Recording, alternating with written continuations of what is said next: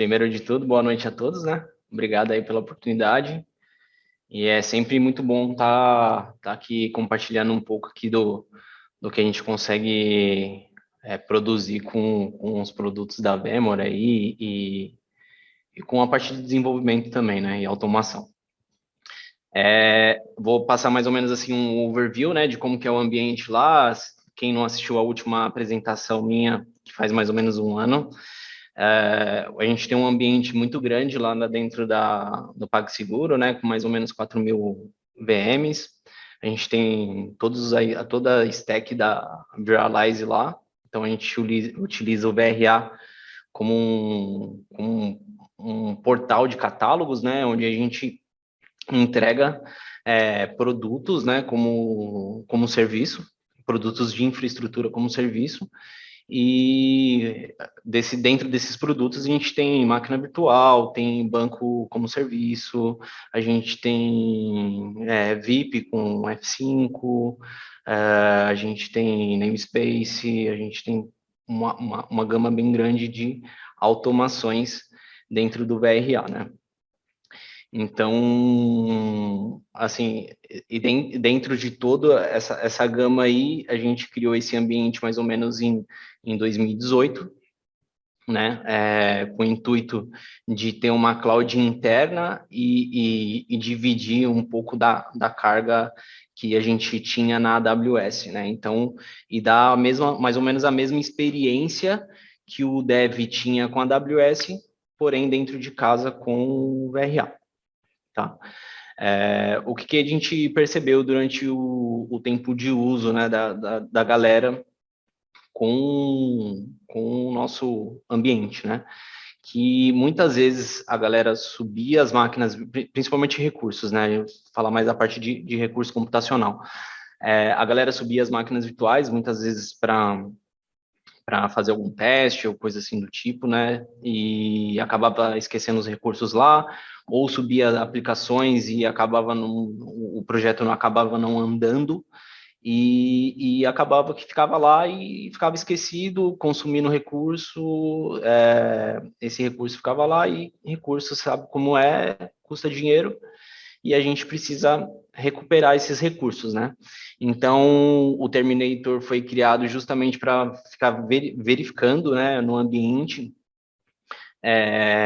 recursos subutilizados, né, VMs desligadas, VMs idle, né, e aí ele tem uma integração que ele faz com VRA, VRO, VROPS e os notificadores, né, que seria o Slack e Outlook. Aí o que acontecia? Quando o VROPS entendia que existia uma máquina idle ou desligada por X tempo, né, que era determinado por nós, ele abria um processo de reclaim dentro do VRA e mandava para o usuário. E essa mensagem era enviada uma mensagem por e-mail e uma mensagem via Slack no usuário que criou o deploy.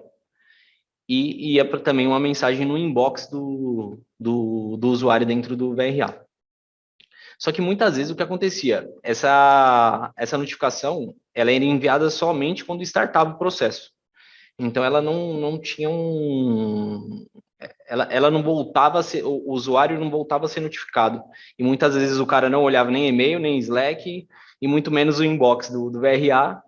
E eu era uma máquina, talvez, que era importante ou não, ou estava subindo um projeto que ainda não tinha iniciado, e por isso que tinha um perfil idle, e acabava morrendo lá, porque o Terminator ia lá e matava mesmo.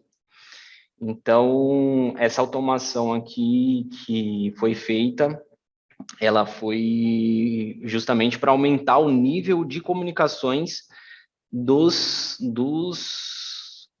recursos que entraram dentro do processo do Terminator lá de recursos, né, para ser recuperados. Então a motivação foi essa, né? Então a motivação foi aumentar o nível de comunicação, né?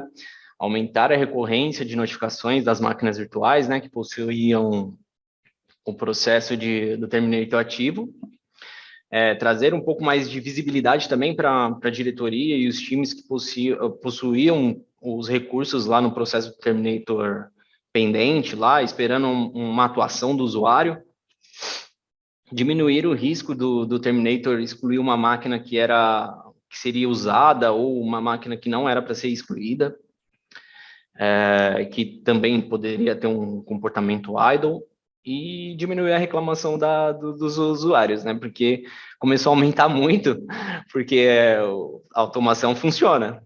Deu tempo lá, ela vai matar mesmo as máquinas, e a galera vinha chorando. Putz, a máquina. Pô, o que aconteceu? Minha máquina perdeu comunicação aqui e já era, né? E você ia lá olhar lá, Terminator tinha passado, o rodo mesmo tinha apagado as PMs, né? Então, a Só para solução. avisar o pessoal que a gente deixou o link do YouTube da primeira palestra do Felipe, tá, pessoal? Que tem lá no nosso canal, né? O youtube.com/vmugsp, mas a gente já deixou o link direto para a primeira palestra, quem tiver interesse. Pode continuar, Felipe, desculpa. Então, essa solução aqui da recorrência de mensagens, ela tem como solução esses produtos aqui, né? Então, seria o Orchestrator, a integração do Orchestrator com o VRA, mandando mensagens no Slack e também por e-mail, né? Com o Outlook. Porém, a gente tinha mais um desafio. Qual seria? Esse desafio era o seguinte: muitas vezes, o que acontecia? O usuário fazia um deploy de uma máquina virtual através de um usuário de aplicação.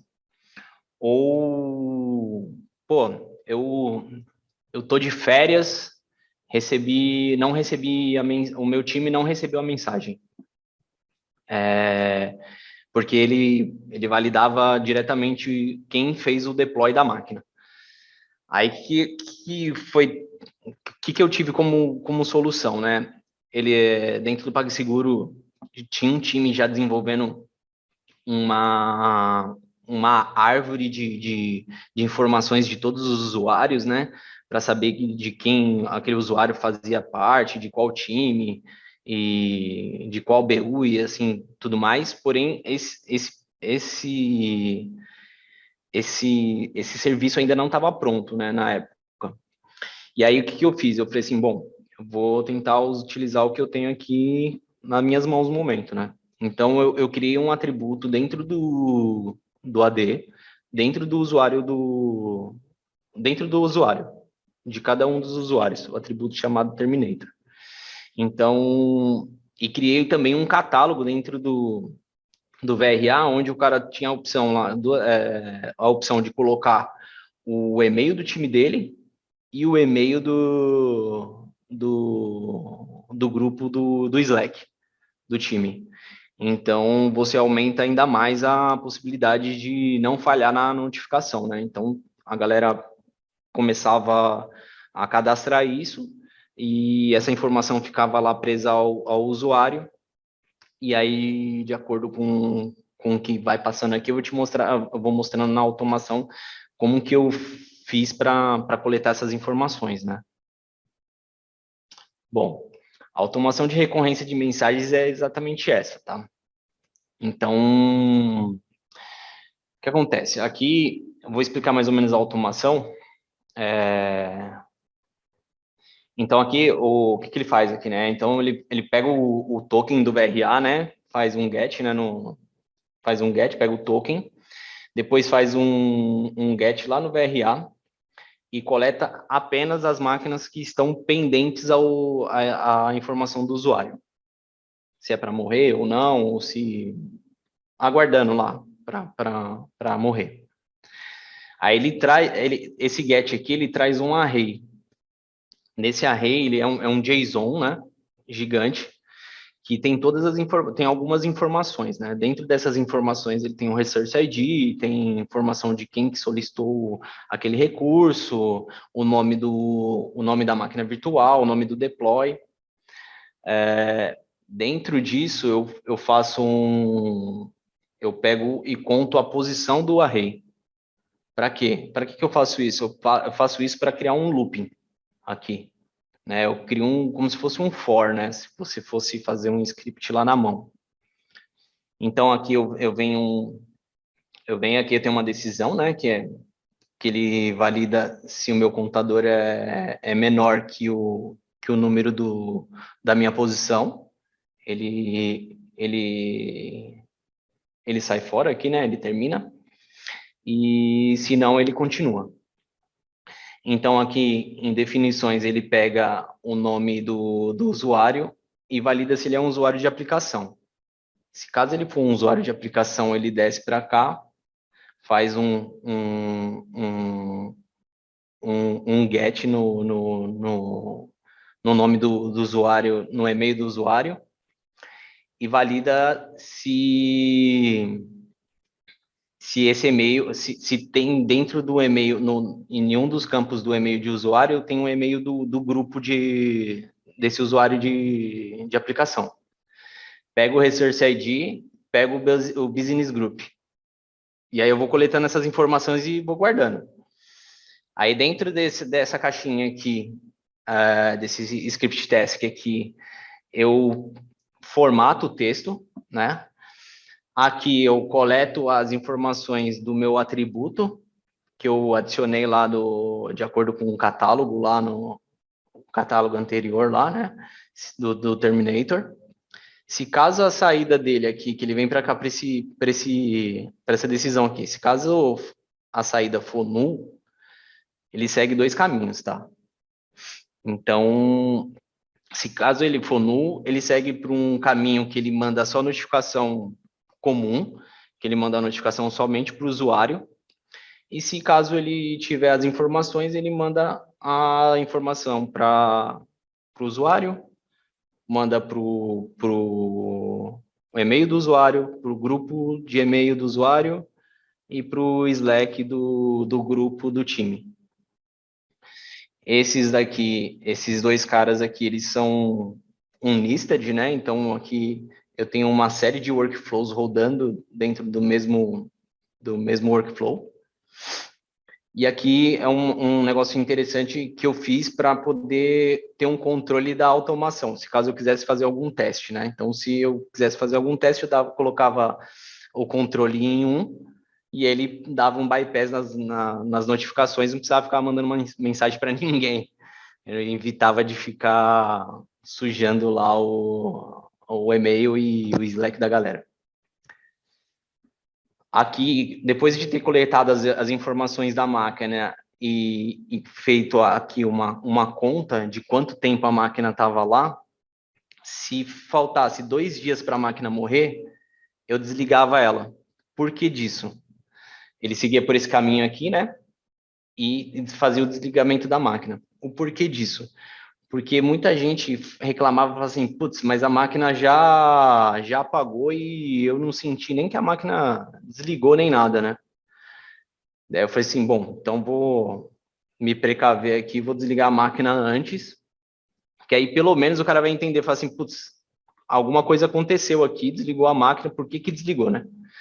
E aí aqui ele já enviou as mensagens, né? Aqui, se caso a máquina for igual ou tiver com 2 ou menor que 2 dias para morrer, ele desliga a máquina e manda uma mensagem, né? Pro usuário. E vai fazendo esse looping, né? E vai fazendo um count, vai pegando cada posição do array e vai mandando a mensagem para os usuários. E essas mensagens, elas chegam mais ou menos assim, ó. Então, ela é tratada, né? E aí chega assim, ó, nome do deploy, nome do objeto máquina virtual, que é o nome que ela ganha mesmo lá no vCenter, né? O nome do business group, o nome do usuário que fez o deploy, a data, a hora estimada que ela vai ser excluída, né? Que eu faço essa conta, tudo aqui no script task aqui. E dentro dessas informações aqui, eu ainda coloco o link de documentação, o link do inbox lá, que o cara pode cancelar ou falar que o objeto está em uso mesmo. E quando ela chega nessa opção aqui nessa opção de desligar a máquina, ele manda uma outra mensagem falando, ó, eu desliguei a máquina. Ó, a máquina virtual foi desligada e será automaticamente removida em aproximadamente um dia. Então, ele manda 2 vezes essa mesma mensagem. E aí ele vai fazendo esse looping e mandando mensagem para todo mundo até entender que o contador é menor que esse aqui. Aí ele sai fora e termina a automação. Essa automação, o e-mail, o corpo do e-mail é mais ou menos igual a esse aqui, né? É igual a esse, na verdade, com as mesmas informações que tem aqui. E eu schedulei isso aqui para de 3 em 3 dias estar enviando mensagem dentro do Orchestrator, tá? Então, aqui a gente já consegue matar boa parte da reclamação de ampliação de mensagens, né? Tipo, aumentar o número de mensagens para o usuário, para time, e-mail, e aí fica mais visível lá para o usuário saber se ele está com alguma coisa lá pendente ou não, tá? Esse aqui é legal também, porque há uma automação de usuários e times pendentes, né? Que esse aqui eu envio esse Slack já mais para um grupo do Slack que tem toda a diretoria, né? Então tem todos os coordenadores, tem a diretoria, gerentes e tudo mais. E aqui eu consigo demonstrar para eles quem são os usuários e os business groups que estão com recursos pendentes. Então, o gerente, ou o diretor, ou o coordenador lá que toma conta daquele business group ou daquele usuário, ele fala, pô, ali tem um recurso pendente, eu vou dar um toque lá porque eu acho que talvez ninguém viu. Então, dentro dessas mensagens, ele faz mais ou menos a mesma coisa do que do outro, né? Porém, ele coleta as informações aqui e faz uma série de... Aqui eu trato a mensagem, né? Aqui também é um nested. E aqui eu trato as mensagens aqui e monto a lista de usuários e business groups que tem recursos pendentes lá. Então, tipo assim, por exemplo, se o Zezinho tem 20 máquinas, ele vai aparecer 20 vezes aqui? Não. Se ele aparecer uma vez, ele só conta uma vez. Então, senão imagina, vai ficar uma mensagem gigantesca aí. Aí aqui eu passo também, tipo, o resumo de recursos que estão idle lá, né, que estão pendentes, né, a quantidade de falhas de envio, né, para o canal do time. Então, foram 16 falhas de envio de canal do time e envio de e-mail. E o total de recursos são 16. Então, os 16 recursos dos usuários que enviaram para lá não cadastrou no catálogo lá o e-mail nem do time e nem do Slack do time dele. Aqui tem algumas informações de documentação e mais a parte de documentação, como que faz lá a documentação de como que cadastra lá o e-mail do time dele e tudo mais. Isso aqui é legal porque dá bastante visibilidade e evita reclamação futura, assim, né? Tipo, o cara eu não sabia, eu não vi o recurso, coisa assim do tipo. Bom, o que eu tinha para mostrar era essa automação, né? Que era uma continuação do que tinha do Terminator, né? Era aumentar o fluxo de mensagens, né? Para não deixar o usuário na ponta sofrendo. E é isso. O Felipe, eu tenho uma dúvida nesse último slide, o anterior, né? Se você puder Uhum. voltar. Eu posso sim. Você tinha comentado que Epa. se o cara tiver tiver 20 VMs lá com recurso Uhum. subutilizado, ele não vai aparecer 20 vezes. Mas você faz algum ranking aí para mostrar, tipo, tem alguma coisa que o cara saiba que, tipo, esse aqui tá com 20 VMs subutilizada, entendeu? Algum. Não faço. Eu só aponto que o usuário existe, que o usuário tem um recurso lá Recurso lá. pendente. Isso é. Mas isso não é um problema para eles lá, tipo, uma Não. necessidade e tal, é só para Hum, saber mesmo, né? Isso é mais para saber e para não deixar passar batido, entendeu? Porque boa parte da reclamação da galera é que, putz, eu não recebi a mensagem, ninguém ficou sabendo, e o pessoal reclamava disso, né? Daí, pô, mas vocês olharam o e-mail, olharam o Slack? Cara, eu tenho recebido tanto e-mail que eu nem vi. Pô, mas você Aham. recebeu, entendeu? Então, mas aí a culpa não é minha, né, cara? Isso aí é clássica, né? É clássica É, isso aí. tipo, eu recebo várias mensagens, pô, mas aí, tipo, me ajuda, né? Ah, você tá Ajuda. fazendo todo o possível, né, para avisar o cara, né? É, exatamente. Mas, cara, isso aqui diminuiu muito tipo, a reclamação, muito É. mesmo. Diminuiu bastante a reclamação da galera. E hoje a gente quase não tem reclamação, assim, mais porque a máquina foi apagada e... E aí tinha uma dúvida, porque assim, lá naquela época, lá não fazia já algum tempo que tava, né? Alguns meses. Agora a gente Uhum. já vem para mais de um ano, né? Como é que foi assim, principalmente de recurso subutilizado? Tipo, foi Cara, nesse um ano que passou aí, né? Como é que foi assim, a evolução? eu montei alguns gráficos lá, né? Inclusive, a gente tem que fazer isso e apresentar para a diretoria. Nos primeiros meses é muito grande, assim, o como morre máquina, né? Por Aham. isso. Os primeiros meses morre muita máquina. Mas conforme vai passando o tempo, a galera vai se conscientizando também, E vai se sabe? acostumando, né? Porque E sabe vai se também que vão acostumando. deletar só a máquina se ele não Isso, tiver é. usando. E tem gente também que tem lance que sobe alguma coisa para teste. Aham. Fala assim, não, deixa lá. Terminator vai passar lá, vai matar. Entendeu? Então, mas você vê assim, tipo, no gráfico, começa com muita máquina morrendo, muita mesmo, e agora tá, tipo, diminuindo bastante. Mas deu para recuperar, acho que 5 teras de RAM, 5 teras de RAM e 3.000 vCPUs, negócio assim. É muita coisa, né? É É, absurdo. muita coisa. Se você tivesse que chutar um número mais ou menos assim, agora que está mais estabilizado, quantas máquinas mais ou menos ele costuma deletar, assim, sei lá. Se você tiver esse número, Não, né? eu Eu tenho. chutei só por chutar. Eu tenho. Hoje ele mata em torno de 70 máquinas em cada site. Então são Ah, 140 máquinas por site. mas é Oh, bastante coisa ainda, né? Mesmo sem tendo diminuído, ainda é relevante, né? O número, né? são 140 máquinas. Eu fiz esses cálculos aí essa última semana aí e foram 140 máquinas, né? 70 máquinas por cada site. A gente tem 2 sites, então 70 máquinas por site. Aí o Duboc perguntou, E, mandou uma boa aí. E quantos choram?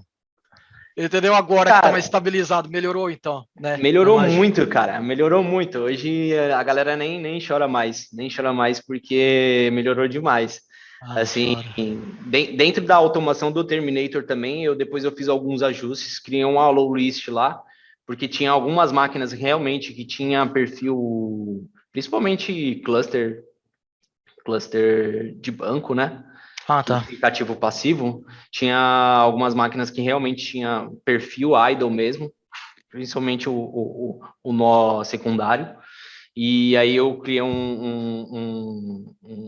uma saidinha ali, tipo um allow list, para Uhum. colocar essas máquinas. Mas eu sou bem, tipo, o time, o nosso time é bem criterioso para colocar a máquina ali dentro daquele allow list, porque se a gente começar a enfiar a máquina dentro do allow list, não faz mais sentido ter automação, né? Exato. Então, mas, cara, melhorou muito e a galera é bem. Hoje a galera tá mais consciente, assim, tipo, de recuperação de recursos, assim. Ô, Felipe, como você comentou ali, né, diminuiu um pouquinho essa questão do pessoal lá no início, né, tinha bastante, mas você acha que foram mais no sentido do pessoal entender que precisa deletar a máquina, alguma coisa nesse sentido, ou mais pelas mensagens, a mensagem que vai pro chefe, teve alguma relação baseada Cara, nisso? eu acho que foi uma aliança dos dois, principalmente da parte, essas mensagens aqui que mandam que é um canal onde está todo mundo, recurso é muita grana, né? Todo mundo sabe que É, recurso é dinheiro e a galera é cobrada por isso. Então, rolou uma certa conscientização da parte da gestão, de passar para baixo, e também da galera saber que o recurso não pode ficar inutilizado. Então, tipo assim, aquele cara que ia subir um projeto para utilizar daqui um mês, ele não vai mais, ele não sobe agora. Ele espera, tipo, 5 dias para começar a subir as coisas. Ele prefere trabalhar em cima do código, né? Porque a gente trabalha tudo, a nossa infra as a code, né? Então, tipo, é tudo por código. Então, ele prefere trabalhar direitinho tudo o código para depois subir a infra, do que subir e deixar um mês lá parado e saber que daqui a pouco o Terminator vai passar e vai excluir todas as máquinas. Seria um retrabalho, né? Mas sim, ele ia ter que fazer tudo de novo, né? isso rolou uma certa parceria dos dois, né? Eu vou te fazer uma pergunta agora meio específico, tá? Porque eu passei por algo parecido. Quer dizer, eu passei por muito tempo por esse problema aí, só que eu não tinha nada tão avançado como você fez aí, para dar um reclaim de recurso e tal, né? Mas eu era administrador e tinha um grande ambiente aí de dev e homologação e, tipo, os team leaders lá, né? Tipo, sei lá, tinha até gerente no meio, tá? Mas é só para te dar um exemplo. Eles eram muito apegados, né, aos servidores, assim, parecia filhos deles, né? Eu falei, nossa, Uhum, cara, puta, galera, tipo, é muito apegado no negócio. Tipo, o cara falou, não devolvo, não faço nada, enfim. E eu passei muitos anos por isso, né? Então, não sei, uhum. você teve esse tipo de resistência, até de liderança.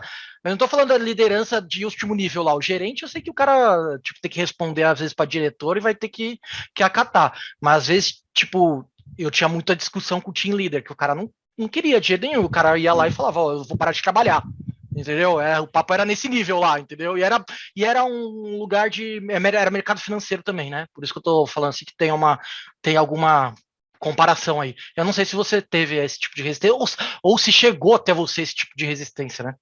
Cara, olha, eu vou te falar assim por outras experiências que eu tive, tá? Trabalhei em outras empresas que realmente era desse jeito que você falou, que era uma luta para matar uma máquina que o cara nunca usou, Nunca usou, sabe? exato, é. Nossa, era uma luta, sabe? E você brigava com o cara e falava, cara, pra quê, mano? Você não tá usando a máquina. E era uma luta. E assim, é muito legal, porque no PagSeguro a gente não tem isso, sabe? A gente não tem isso, não tem esse apego, não. Mesmo porque, se a máquina morrer, os caras vão lá e sobe rapidão, porque tá tudo por código. Aham. Então evita muito esse lance da galera ter que ir lá e subir tudo na unha e tudo mais. Então não teve choradeira referente a isso não, cara. E a gente tem apoio também, né? A gente como engenharia, a gente tem muito apoio da nossa diretoria. Eu acho que é legal você falar isso porque assim, eu vejo que é uma junção também de vocês ter uma forma de entregar recurso para eles rapidamente, né? Então assim, se o cara abrir mão da VM lá, o Terminator passou, beleza, o cara já sabe, pô, fiz merda aqui, deixei o negócio em idle. Aham. Mas vou precisar semana que vem. Aí o cara vai lá e sobe, também é rápido o processo, né? Porque Sim, se o sim. processo de subir não for rápido, aí é óbvio que o cara vai ter apego mesmo ao negócio, né? Fala, puta, se deletar, vai demorar 2 dias para subir a máquina aqui, e aí eu atraso 2 dias. Eu tô falando 2 dias até chutando baixo. Uhum. Vai atrasar 2 dias aqui o projeto. Aí é meio que uma briga meio assim, tipo, você tem razão, eu também tenho, né? Então ninguém ganha, entendeu? Então, o VRA trouxe essa facilidade, né, cara? Aham. Trouxe muito essa facilidade.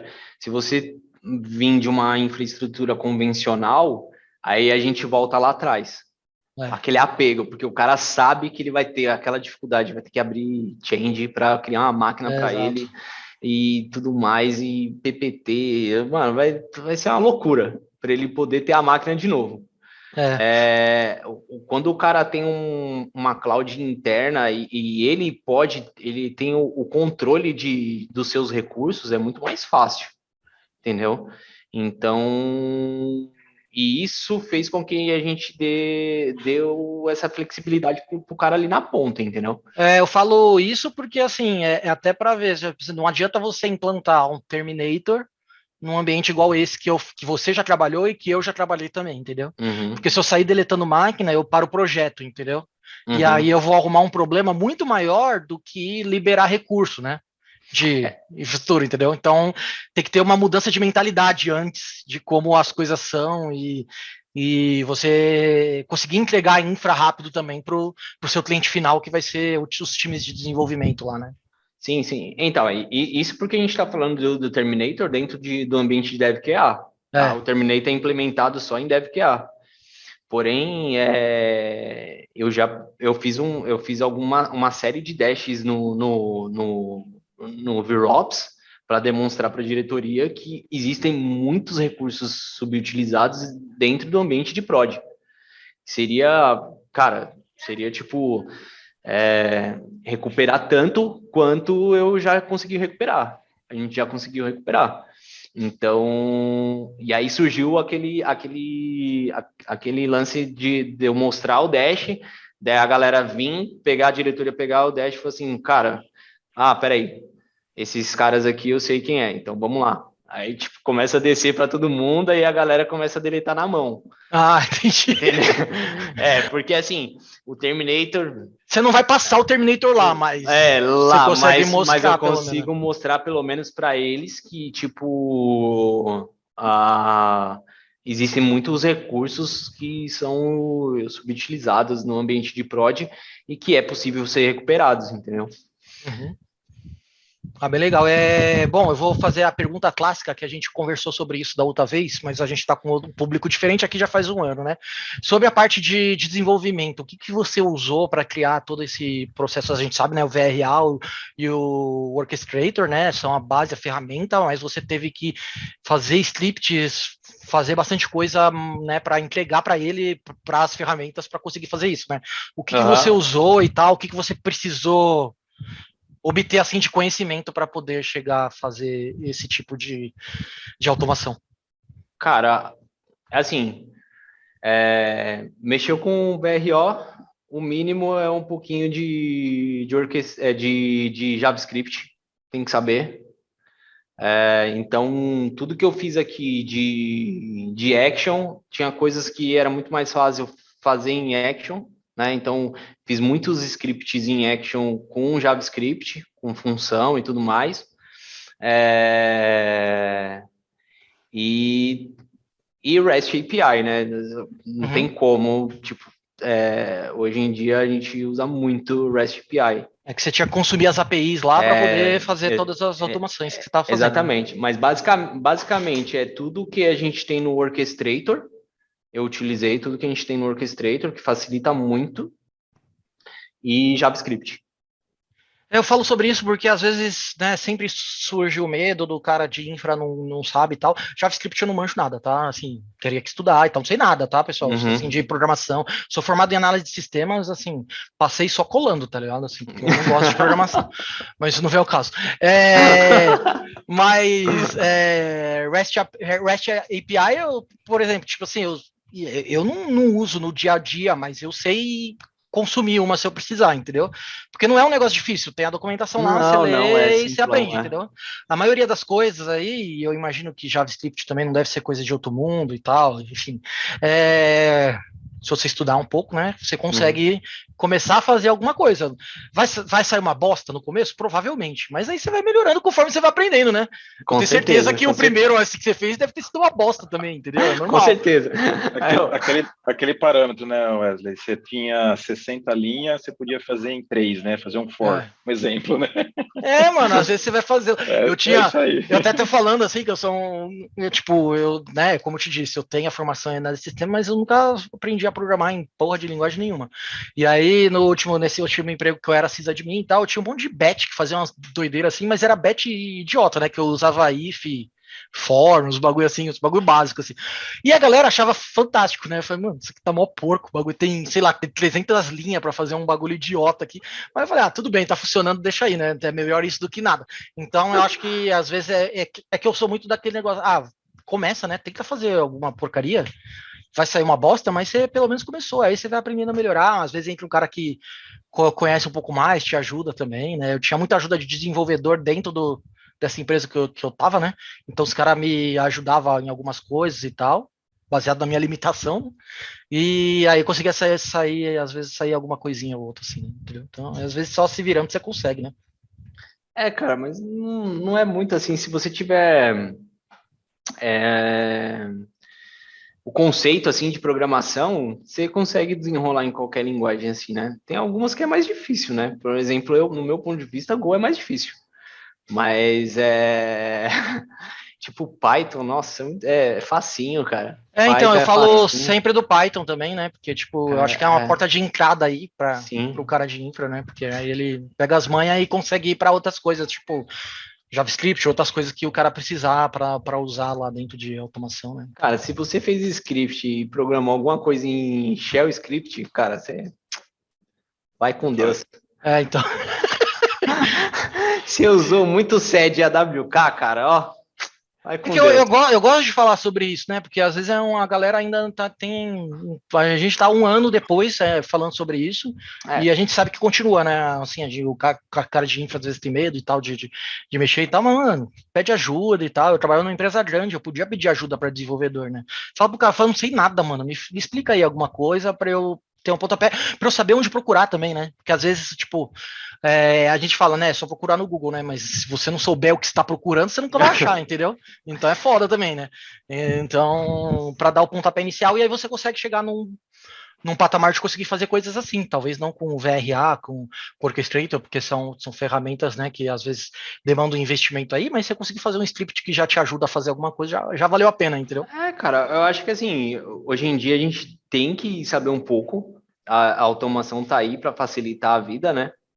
A gente vai ter que ter um pouco de visão disso. E, cara, é igual, tipo, o nosso time de banco de dados aqui preferiu fazer em Ansible, o banco como serviço. Então, a gente tem o Orchestrator, a gente tem o catálogo lá, a gente tem o Orchestrator por baixo, o cara solicita as informações e o nosso Orchestrator chama o Ansible dos caras, entendeu? Ansible E não é aí, aquela linguagem que tem uns 200 anos, não? Tem alguém com 70 anos lá? Ansible, aí, mano, chama lá o Ansible lá e ó, pau no gato, mano, deploy.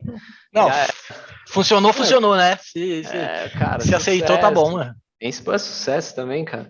Tem Então, uma tipo, pergunta aqui, Felipe, o Eu não. pessoal, quantas máquinas virtuais vocês têm aproximadamente na infra lá, do a gente PagSeguro tá Software? com quase 5.000 máquinas. Ah. Quase 5.000 É, máquinas, e é aproximadamente. isso, e aí só adicionando a menção do Ansible, né, cara, por trás é Python que tá rodando o Ansible, né? É Não tem Python. como, não tem como fugir.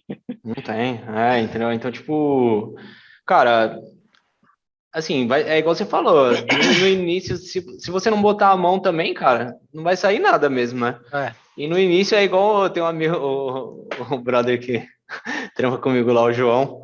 Ele fala, tipo, os primeiros scripts, as variáveis chamam A igual, B igual. Aí você sai montando os scripts, né? Aí você olha o script do cara e fala assim, mano, que merda é Você essa, não tá sabe ligado? nem o que é o A, o que é o B, dessa porra nenhuma. Então aqui, mano, que é isso, velho? Que merda é essa de variável é essa que esses caras estão falando? Nossa, que doideira. Mas no final, o importante é sair e dar certo, tá ligado? Legal Mas demais. Eu acho que tem mais alguma pergunta? Acho que não, né, Rodrigo? Não, cara,